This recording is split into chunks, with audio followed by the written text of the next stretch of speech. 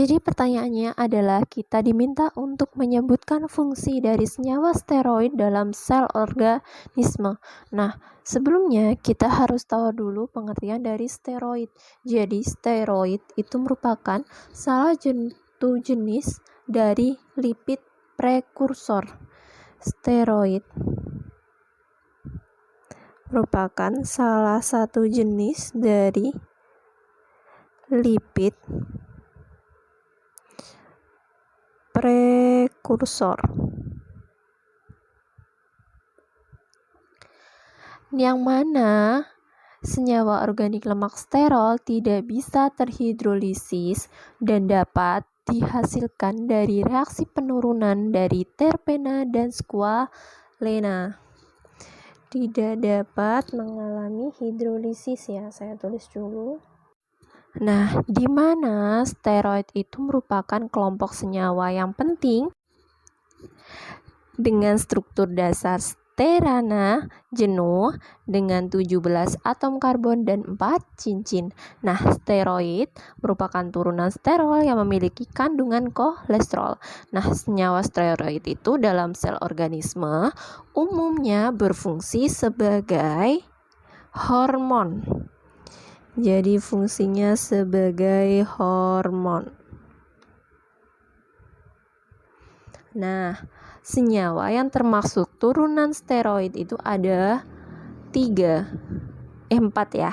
Yang pertama ada kolesterol, ergosterol, progesteron, dan estrogen. Nah, kalau pada kolesterol, dia berperan dalam pembentukan hormon kortisol dan aldosterol. Nah, kedua hormon ini berperan penting dalam pengaturan tekanan darah, merespons stres, dan menjaga keseimbangan elektrolit tubuh. Yang kedua, ada namanya ergosterol, di mana dapat berperan sebagai prekursor dari vitamin D2 atau previtamin D2. Nah, ergosterol dapat mengalami transformasi menjadi vitamin D2 setelah terpapar oleh cahaya matahari yang mengandung sinar ultraviolet. Yang ketiga, ada namanya progesteron.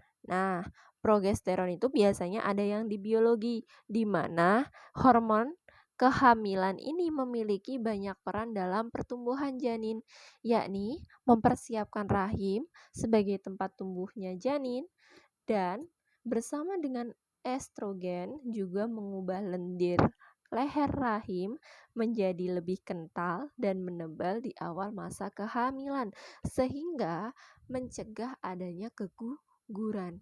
Nah, kalau estrogen itu memiliki beberapa peran penting, yakni menjaga dan mempertahankan kekuatan rahim, menunjang perkembangan organ tubuh janin, membantu pertumbuhan kelenjar dan saluran susu guna mendukung proses menyusui, kayak gitu. Jadi progesteron dan estrogen itu sangat diperlukan bagi ibu hamil.